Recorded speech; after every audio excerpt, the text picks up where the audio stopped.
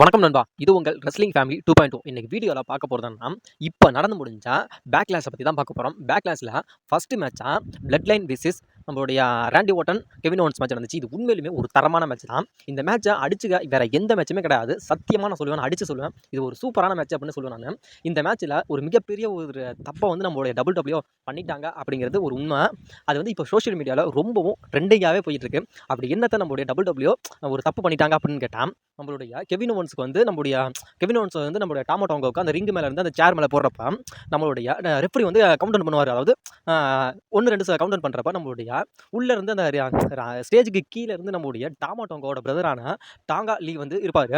அவர் வந்து சத்தியமா அவர் வந்து அவனை ரெஃப்ரியை வந்து இழுக்கவே மாட்டாரானா. அதுங்களையும் நம்மளுடைய ரெஃப்ரியே வந்து அந்த 3 கவுண்டு 2 கவுண்டு அடிச்சுட்டு 3வது கவுண்டு அடிக்க போறப்ப டக்குன்னு அவரே கீழே வந்துருவாரு. உடனே அதுக்கு அப்புறம் தான் நம்மளுடைய டாமா டாங்கோட பிரதரே வருவாரு.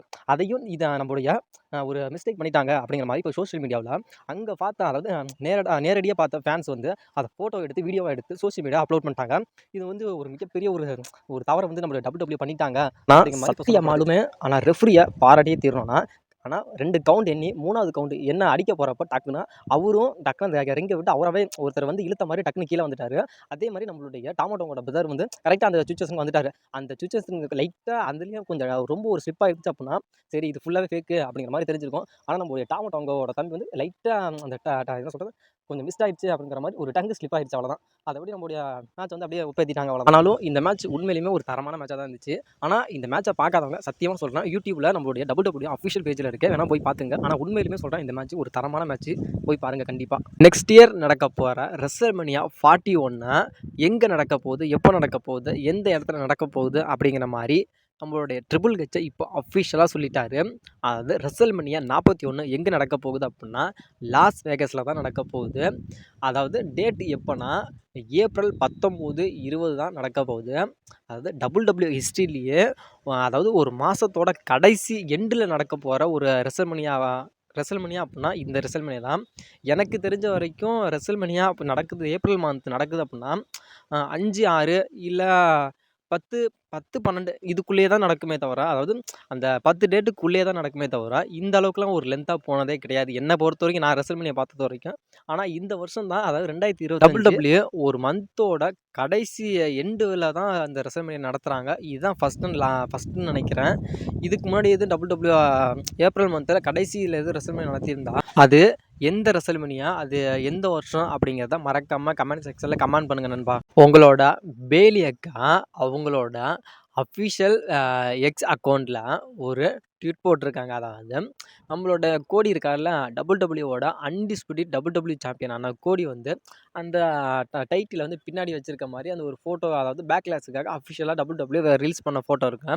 அந்த ஃபோட்டோ பக்கத்தில் பெய்லி அக்கா அவங்களோட சாம்பியனை அந்த தோளில் இப்படி பின்னாடி வச்சிருக்க மாதிரி ஒரு ஃபோட்டோவோட ஒரு ஃபோட்டோ போட்டு, அதாவது கீழே வந்து மென்ஷன் பண்ணியிருக்காங்க WWE பேக்லாஷ் அப்படிங்கிற மாதிரி கீழே மென்ஷன் பண்ணியிருக்காங்க நம்மளுடைய பெய்லி அக்கா. இது ஒரு ஜஸ்ட் ஒரு ஃபன்னான தவிர வேறு எந்த இது இல்லை, நீங்கள் தப்பாக எடுத்து. அடுத்ததாக உங்களோட சத் ஃப்ரீக்கிங் ராலன்ஸ் WWE ஃபார்மர் சாம்பியனும் கூட நம்முடைய சுத்தரன்ஸ் அவரோட ரெசல்மேனியா 40 அவரோட சாம்பியனை லாஸ் பண்ணவர் தான். WWEக்கு வரல. அதுக்கப்புறம் அவரோட இன்ஜுரிக்காக சர்ஜரி பண்ணிக்கிட்டாரு. கம்ப்ளீட்டாக அவர் ரெஸ்ட்டில் தான் இருக்கிறாரு. உங்களுடைய செத் ஃப்ரீக்கிங் ராலன்ஸு அவரும் பெய்லி அக்காவும் சும்மா வெளியில் போயிட்டு வரலாமே அப்படிங்கிற மாதிரி போயிருக்காங்க. இதில் நம்மளுடைய குறிப்பிடத்தக்க விஷயம் அப்படின்னா, நம்மளுடைய செத்ரோன்ஸ் வந்து க்ளீன் ஷேவ் பண்ணியிருக்காரு. அதாவது முன்னாடி இருந்தப்போ தாடியோட இருந்தார். இந்த தாடியெல்லாம் எடுத்துட்டு சுத்தமாக வலிச்சுட்டு அந்த முழுக்கட்டு அப்படிங்கிற மாதிரி இருக்கார்.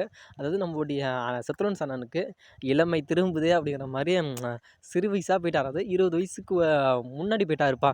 பேக் ஸ்டோரிக்கு போயிட்டார் நம்மளுடைய அண்ணன். ஃபுல்லாக என்னமோ மொட்டைக்கட்டெல்லாம் அடித்த மாதிரி இருந்துச்சு அப்படின்னு சொன்னான். ஆனால் நம்மளுடைய சித்ரோன்ஸ் வந்து மொட்டையெல்லாம் அடிக்கல, அந்த க்ளீன் ஷேவ் மட்டும் தான் பண்ணியிருக்காரு. இந்த ஃபோட்டோவில் பாருங்கள், பின்னாடி வந்து நம்மளுடைய சித்ரோன்ஸ் வந்து குடுமி இருக்குது. அந்த கேப் போட்டு பின்னாடி அப்படியே மறைச்சிருக்காரு. அதனால தான் நம்மளுடைய சித்ரோன்ஸை இந்த ஷேவ் பண்ணியிருக்காரா இல்லை மொட்டையடிச்சிட்டாரா அப்படிங்கிற மாதிரி ஒரு தாட் வரும். ஆனால் ஷேவ் தான் பண்ணியிருக்காரே தவிர நம்மளுடைய அண்ணன் வந்து அந்த முடியெல்லாம் எடுக்கலை. பின்னாடி விட்டுருக்க முடி இல்லை, பின்னாடி விட்டுருக்கிறது அந்த பின்னாடி கேப் பின்னாடி தெரியும். பார்த்துங்க. அதாவது இந்த லுக்கு நம்மளுடைய சித்ரோன்ஸ்க்கு எப்படி இருக்கு அப்படிங்கிற உங்களோட கருத்த சொல்லுங்க. சித்ரோன்ஸ் எப்போ வருவாரு, எப்போ வருவாருன்னு சித்ரோன்ஸ் ஃபேன்ஸ்லாம் கேட்டுக்கிட்டு இருந்தீங்க. ஆனா சித்ரோன்ஸ் வர்றதுக்கு கொஞ்சம் 6லேருந்து 8 மாசம் கண்டிப்பா ஆகும். அவரோட சர்ஜரி முடிஞ்சு அவர் ரெஸ்ட்ல இருக்கிறாரு. குறைஞ்சபட்சம் எப்படியா இருந்தாலும் ரெசல்மேனியா ராயல் ரம்போ 25ல கண்டிப்பா வந்துருவாரு ஆனா. இப்ப நடந்து முடிஞ்ச பேக்லாஷ் பேப்பருக்கு நம்மளுடைய சோலோவுக்கும், நம்மளுடைய டாமா டோங்காவுக்கும் ஹெல்ப் பண்ண வந்த ஒரு புதிய பிளட் லைன் மெம்பர் யாரு அப்படிங்கிறத ஃபர்ஸ்ட்டு நம்ம தெரிஞ்சுக்கலாம். நம்மளுடைய இப்ப வந்த பிளட் லைன்ல சோலோவுக்கும், நம்முடைய டாமா டோங்காவும் உதவ வந்தவர் யாரு அப்படின்னு கேட்டா, நம்மளுடைய டாமா டோங்காவோட பிரதர் தான். கூட பொறந்த தம்பி தான். அவரோட பேரு வந்து டாமா லாங்கா. இவரு வந்து என்ஜேபிடபிள்யூல ஒரு டாக் டீம் சாம்பியனா இருந்திருக்காரு. அதாவது நம்மளுடைய டாமா டோங்காவும், நம்மளுடைய டாமா டாங்கா லாவும் அண்ணன் தம்பி தானே 2 பேருமே என்ஜேபிடபிள்யூல ஒரு டாக் டீம் சாம்பியனாக வின் பண்ணியிருக்காங்க. நிறைய தாட்டி சாம்பியனாகவும் இருந்திருக்காங்க. ஏன்னா இதுக்கு முன்னாடி நம்மளுடைய டபிள்யூடபிள்யூல இவர் இருந்திருக்காரு. அதாவது டாமா லாங்கா இருந்திருக்காரு அப்படிங்கிற மாதிரி சொல்லப்படுது. ஆனால் என்னை பொறுத்த வரைக்கும் நான் அவர் இன்ன வரைக்கும் பார்த்ததே இல்லை. ஆனால் கூகுளில் சர்ச் பண்ணப்போ இது மாதிரி டபிள்யூடபிள்யூல முன்னாள் ரெஸ்லர் அப்படிங்கிற மாதிரி சொல்லப்படுது. ஆனால் இன்ன வரைக்கும் நான் பார்த்ததில்ல. நீங்கள் பார்த்துருக்கீங்க அப்படிங்கிறத உங்களோட கருத்தை சொல்லுங்கள். இது இல்லாமல் நம்மளுடைய பிளட் லைனில் இன்னும் நிறைய ரெஸ்லர் வந்து இணையறதுக்கு அதிகமாக வாய்ப்பு இருக்குது. ஏன்னா இதில் வந்து நம்மளோட பேக்லாஷ்க்கு வந்து நம்ம என்ன நினச்சோம்னா ஜாக்கப் பாட்டு தான் வருவார் அப்படின்னு நினச்சோம். ஆனால் ஜாக்கப் பாட்டு வரல. ஏன் எதுக்கான அதுக்கான ரீசன் வந்து இன்னும் தெரிய வரல. அது இல்லாமல் நம்மளுடைய ஜாக்கப் பாட்டு டபிள்யூடபிள்யூ கான்ட்ராக்டில் தான் இருக்கார். இப்போ நம்மளுடைய டாமா டோங்கோவோட தம்பியும் டபிள்யூடபிள்யூ கான்ட்ராக்ட் சைன் பண்ணிட்டாரு. இது இல்லாமல் இன்னும் கூட நம்ம நிறைய பேர் கூட டபிள்யூடபிள்யூல கான்ட்ராக்டில் சைனிங்கில் தான் இருக்காங்க அப்படிங்கிற மாதிரி சொல்லப்படுது. ஏன்னா இப்போ வந்து நம்மளுடைய கரண்ட்லி இருக்கிறது யாருன்னு கேட்டால் நம்மளுடைய சோலோ இருக்கார், நம்மளுடைய டாமா டோங்கோ, அப்புறம் டாமா டோங்கோலா இருக்கார். இப்போ வந்து நம்மளுடைய ஜாக்கப் பாட்டு இருக்கார். இது இல்லாமல் அப்புறம் உமாகா பையன் வேறு, அதுக்கப்புறம்னு சொல்லிட்டு நிறைய பேர் இருக்காங்கன்னா இன்னமும். ஏன்னா கூடிய சீக்கிரத்தில் ஆனால் எல்லாருமே ரிட்டர்ன் வராமல், அதாவது ஒவ்வொரு பேப்பரிக்கும் ஏதாச்சும் ஒரு சஸ்பென்ஸை கொண்டுட்டு வந்து டபிள்யூடபிள்யூ வைப்பாங்க.